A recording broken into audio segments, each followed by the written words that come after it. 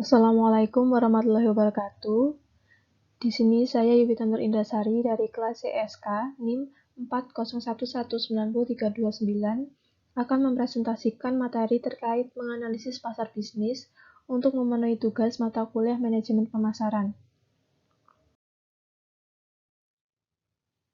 Yang pertama yang akan saya bahas, apakah itu pembelian organisasi dan pasar bisnis?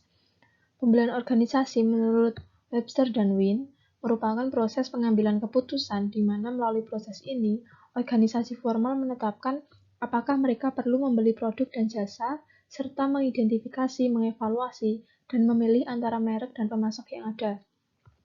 Lalu pasar bisnis terdiri dari semua organisasi yang mendapatkan barang dan jasa yang digunakan untuk memproduksi produk dan jasa lain untuk kemudian dijual, disewakan, atau dipasok ke organisasi lain.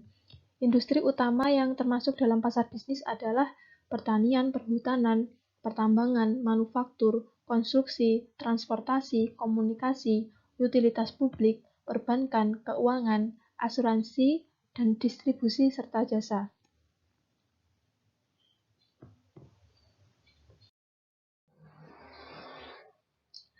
Tantangan yang dihadapi pasar bisnis juga sama dengan yang dihadapi pasar konsumen, terlebih dalam memahami pelanggan.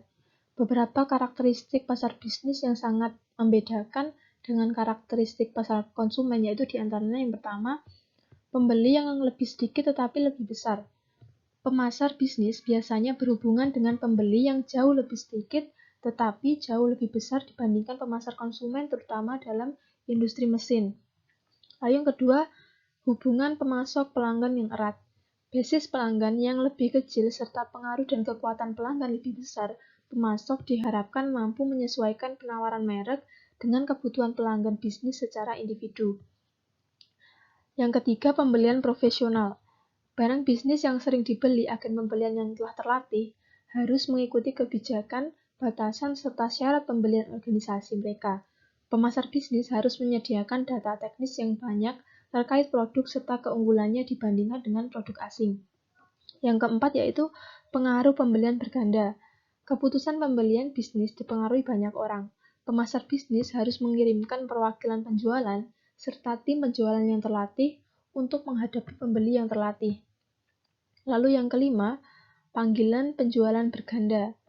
Studi yang dilakukan MC Grauhill menemukan diperlukan 4 hingga 4,5 panggilan untuk menutup rata-rata penjualan industri. Dalam kasus penjualan peralatan modal untuk proyek besar, perusahaan bisa melakukan berbagai usaha untuk mendanai sebuah proyek, dan siklus penjualan antara menyebutkan tugas dan menghantarkan produk sering diukur dalam tahunan. Lalu yang selanjutnya yaitu permintaan turunan. Permintaan untuk barang bisnis dasarnya diturunkan dari konsumen. Pemasar bisnis harus mengamati dengan teliti pola pembelian konsumen akhir. Dan selanjutnya permintaan inelastis. Permintaan tidak banyak dipengaruhi oleh perubahan harga. Permintaan akan inelastis khususnya dalam jangka pendek sebab produsen tidak dapat mengubah metode produksi mereka dengan cepat. Dan selanjutnya permintaan yang berfluktuasi. Permintaan barang dan jasa bisnis cenderung lebih tidak stabil dibanding permintaan barang jasa konsumen. Peningkatan persentase sebesar nilai tertentu dalam permintaan konsumen dapat menyebabkan peningkatan presentasi yang jauh lebih besar untuk pabrik dan peralatan yang diperlukan untuk memproduksi tambahan output. Lalu pembelian yang terkonsentrasi secara geografis. Konsentrasi produsen secara geografis membantu mengurangi biaya penjualan. Lalu pembelian langsung. Pembeli bisnis sering membeli langsung dari produsen dan tidak melalui perantara, terutama untuk barang yang rumit secara teknis atau barang yang mahal. Yang selanjutnya yaitu situasi pembelian. Sebelum melakukan pembelian, pembeli bisnis harus memutuskan banyak hal. Di sini terdapat 3 jenis situasi pembelian, yaitu yang pertama, pembelian kembali langsung. Departemen pembelian memesan kembali persediaan secara rutin dan memilih pemasok dari daftar yang disetujui. Pemasok berusaha mempertahankan kualitas produk dan jasa serta sering menawarkan sistem pemesanan kembali otomatis untuk menghemat waktu. Yang kedua, pembelian kembali modifikasi. Pembeli ingin memodifikasi spesifikasi produk harga, kebutuhan, pengiriman, ataupun syarat lain. Biasanya pembelian kembali modifikasi melibatkan peserta tambahan dari kedua belah pihak. Yang ketiga yaitu tugas baru. Pembelian tugas baru adalah kesempatan dan tantangan terbesar bagi pemasar. Proses pembelian baru melalui beberapa tahap yaitu kesadaran, minat, evaluasi, percobaan, dan penerapan. Yang selanjutnya yaitu pembelian dan penjualan sistem. Pembelian sistem, praktik ini awalnya dimulai dari pembelian senjata dan sistem komunikasi utama oleh pemerintah. Pemerintah akan meminta penawaran dari kontraktor-kontraktor utama yang membuat paket atau sistem tersebut. Lalu penjualan sistem adalah strategi pemasaran industri kunci dalam mengajukan penawaran untuk membangun proyek industri skala besar. Dengan penjualan sistem, pelanggan menghadirkan sederet spesifikasi dan syarat proyek kepada pemasok. Yang selanjutnya yaitu peserta proses pembelian bisnis. Pusat pembelian. Pusat pembelian itu terdiri dari semua individu dan kelompok yang berpartisipasi dalam proses pengambilan keputusan pembelian yang memiliki beberapa tujuan yang sama. Berikut risiko yang timbul dari keputusan tersebut. Nah, di dalam pusat pembelian tadi meliputi semua anggota organisasi yang memainkan salah satu dari 7 peran di bawah dalam proses keputusan pembelian, yaitu yang pertama, pencetus atau inisiator, yaitu pengguna atau orang lain dalam organisasi yang meminta pembelian sesuatu. Lalu yang kedua yaitu pengguna atau user, mereka yang akan menggunakan produk atau jasa. Yang ketiga yaitu pihak yang mempengaruhi atau influencer, orang yang mempengaruhi keputusan pembelian dan membantu mendefinisikan spesifikasi dan menyediakan informasi. Lalu yang keempat adalah pengambil keputusan atau decider, orang yang memutuskan persyaratan produk ataupun pemasok. Yang kelima, pemberi persetujuan atau approver, orang yang mengotorisasikan tindakan yang direncanakan oleh pengambil keputusan ataupun pembeli. Lalu selanjutnya pembeli atau buyer, orang yang memiliki otoritas resmi untuk memilih pemasok dan mengatur syarat pembelian. Dan yang terakhir adalah penjaga gerbang atau gatekeeper, orang yang memiliki kekuatan mencegah penjual atau informasi agar tidak menjangkau anggota pusat pembelian. Beberapa orang bisa menjalankan satu peran tertentu atau seperti pengguna atau influencer, dan satu orang bisa menjalankan banyak peran. Pusat pembelian pada umumnya memiliki minimum 5 atau anggota atau lusinan anggota, dan beberapa anggota mungkin berada di luar organisasi seperti pejabat pemerintah, konsultan, penasihat teknis, dan anggota saluran pemasaran yang lain. Pengaruh pusat pembelian. Pusat pembelian biasanya meliputi beberapa peserta yang memiliki minat, otoritas, status, dan persuasivitas yang berbeda atau kadang kriteria keputusan yang amat berbeda. Pembelian bisnis juga memiliki motivasi, persepsi, dan preferensi pribadi yang dipengaruhi oleh usia, penghasilan, pendidikan, posisi pekerjaan, kepribadian, sikap terhadap risiko, dan budaya. Pembeli pastinya juga memiliki gaya membeli yang berbeda. Ada pembeli yang sederhana, pembeli ahli di bidangnya, pembeli yang menginginkan yang terbaik, dan pembeli yang ingin segala sesuatunya beres. Beberapa pembeli yang muda dan berpendidikan tinggi merupakan ahli komputer yang melakukan analisis mendalam terhadap proposal kompetitif sebelum memilih pemasok. Webster memperingatkan bahwa pada akhirnya adalah individu, bukan organisasi yang membuat keputusan pembelian. Individu termotivasi kebutuhan dan persepsi mereka sendiri dalam usahanya memaksimalkan penghargaan yang ditawarkan oleh organisasi. Yang selanjutnya yaitu penentuan target pusat pembelian.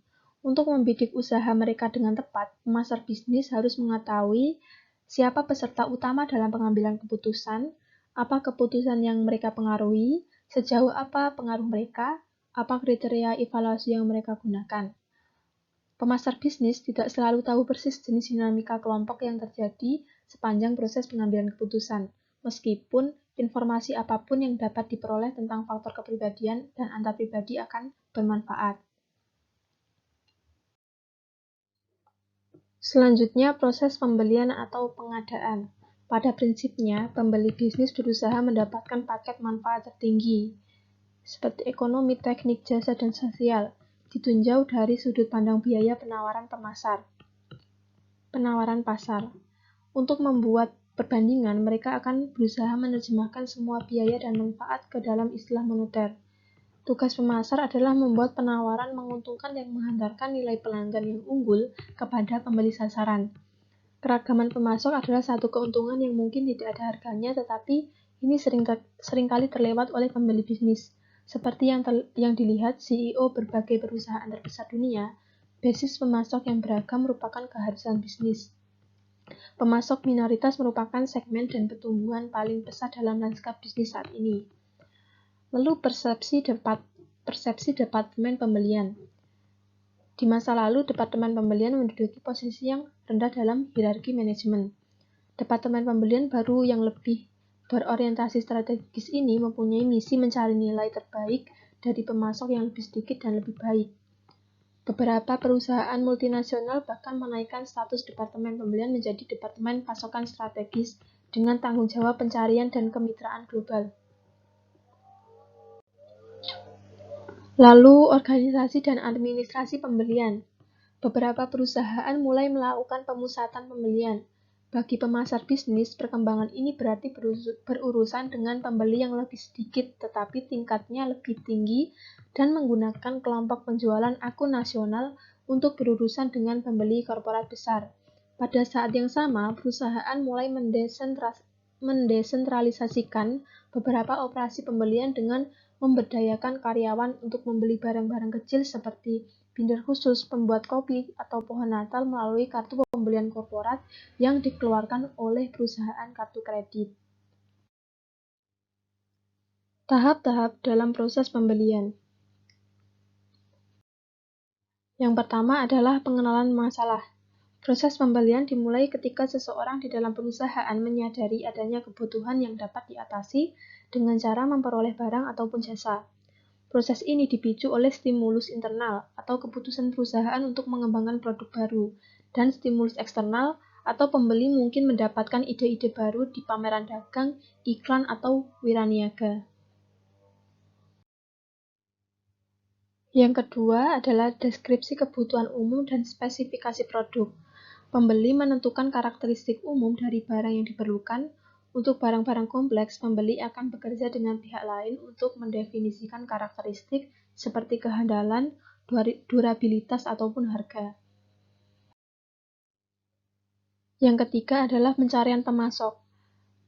Perusahaan yang membeli lewat internet menggunakan pasar elektronik dengan beberapa bentuk, yaitu diantaranya situs katalog. Perusahaan bisa memesan ribuan barang melalui katalog elektronik yang didistribusikan melalui piranti lunak e-procurement. Seperti contohnya yaitu Grangers. Lalu, pasar vertikal. Perusahaan membeli produk industri seperti plastik, baja, atau zat kimia atau jasa logistik dengan mengunjungi situs web khusus seperti plastik.com. Yang ketiga, situs lelang atau pure play.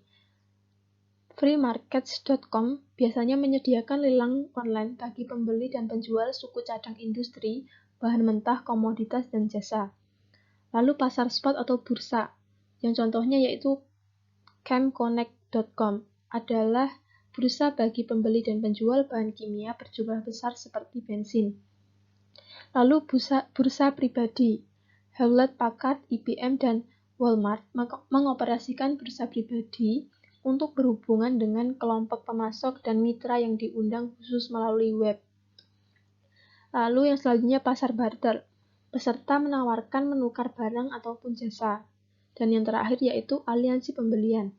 Beberapa perusahaan yang membeli barang yang sama bergabung untuk membentuk konsorsium pembelian untuk mendapatkan diskon yang lebih besar. Tahap yang keempat adalah pengumpulan proposal. Pembeli mengundang pemasok yang lolos untuk menyerahkan proposal. Jika barang yang dicari kompleks atau mahal, pembeli akan meminta proposal tertulis yang rinci dari setiap pemasok. Lalu setelah mengevaluasi proposal, pembeli akan mengundang beberapa pemasok untuk melakukan presentasi resmi. Proposal tertulis berupa dokumen pemasaran yang menjelaskan nilai serta manfaat untuk pelanggan. Presentasi lisan juga harus membangkitkan kepercayaan serta memposisikan kapabilitas dan sumber daya perusahaan sehingga lebih menonjol dari pesaing. Yang kelima adalah pemilihan pemasok atau vendor. Sebelum memilih pemasok, pusat pembelian akan menyebutkan atribut pemasok yang diinginkan dan menunjukkan mana yang menjadi prioritas. Untuk menguasai premi harga dalam pasar yang kompetitif, perusahaan harus menciptakan proposisi nilai pelanggan yang menarik dengan melakukan beberapa riset pelanggan dengan metode yang produktif, yaitu diantaranya yang pertama, penilaian engineering internal, yaitu meminta insinyur perusahaan menggunakan uji laboratorium untuk memperkirakan karakteristik kinerja produk. Lalu yang kedua, penilaian nilai dalam penggunaan di lapangan, yakni mewawancara pelanggan tentang berapa biaya penggunaan produk baru dibanding biaya penggunaan saat ini. Lalu yang ketiga, penentuan nilai kelompok fokus, yaitu bertanya kepada pelanggan dalam kelompok fokus berapa nilai yang mereka berikan untuk penawaran pasar potensial. Yang keempat, pertanyaan survei langsung, yaitu meminta pelanggan untuk memberikan nilai jual langsung pada satu atau lebih perubahan penawaran pasar. Yang kelima, analisis gabungan, yaitu meminta konsumen menyusun preferensi mereka atas penawaran atau konsep pasar alternatif. Lalu yang selanjutnya, tolak ukur, yakni memperlihatkan penawaran tolak ukur kepada pelanggan dan selanjutnya penawaran pasar yang baru. Lalu yang ketujuh, pendekatan komposisional, yaitu meminta pelanggan memberikan nilai moneter kepada masing-masing dari tingkat alternatif tertentu.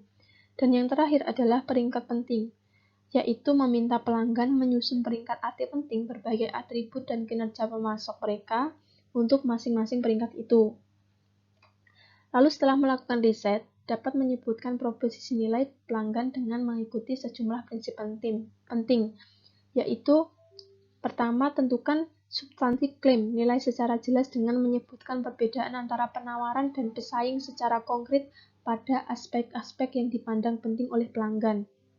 Lalu kedua, dokumentasikan nilai yang dihantarkan dengan membuat pernyataan penghematan biaya tertulis atau nilai tambah yang benar-benar ditangkap oleh pelanggan yang ada menggunakan penawaran Anda. Dan yang terakhir, pastikan posisi nilai pelanggan diimplementasikan dengan baik dalam perusahaan, serta latih dan hargai karyawan untuk mengembangkan proposisi nilai yang menarik.